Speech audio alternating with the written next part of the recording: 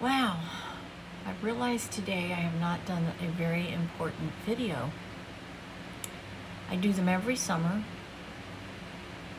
because it's such an important thing to talk about. Kids and pools and summer. If you guys follow me at all, you know that my oldest child is a paramedic. And I hear from him far too often that he's been called to a drowning. And far too often the outcome is not good. And it's so preventable by a fence. If you're a property owner and you have any type of pool, whether it's in-ground, above-ground, play pool, I don't care what kind of pool it is, you need to have at least one fence barrier.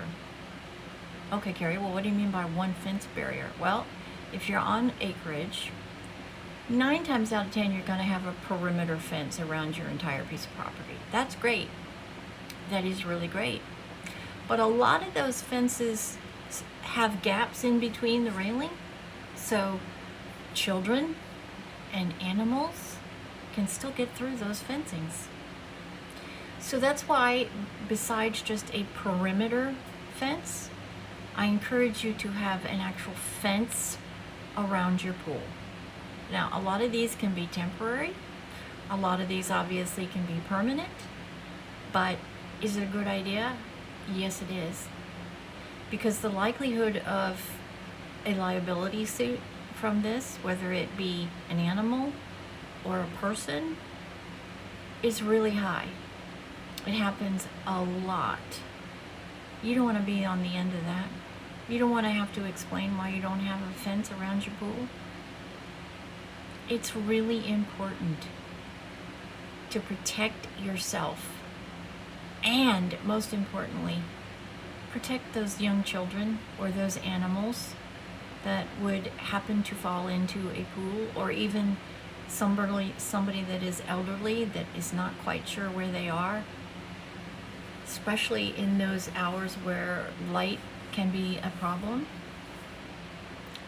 It's so easily prevented by just simply doing the right thing and putting a pool up. We lose, it's a staggering number here in Texas. I think it's 10, 11 children every summer to drownings. So get those kids in swimming lessons as early as possible. My youngest brother was literally thrown into a pool. My dad picked him up, threw him into the pool, and he was less than a year old, and he learned to swim. Get those kids in the pools so they know how to get out in the event that there's an accident. And by all means, take the time, take the effort, and I know it's an expense, but it's so worth preventing this kind of tragedy, the drowning of a child. It's just a horrible, horrible tragedy that can be prevented. So let's make sure that we all do our part. As parents, get those kids in swimming lessons. And if you're the owner of property with a pool, get it fenced. Buy at least one fence, preferably 2.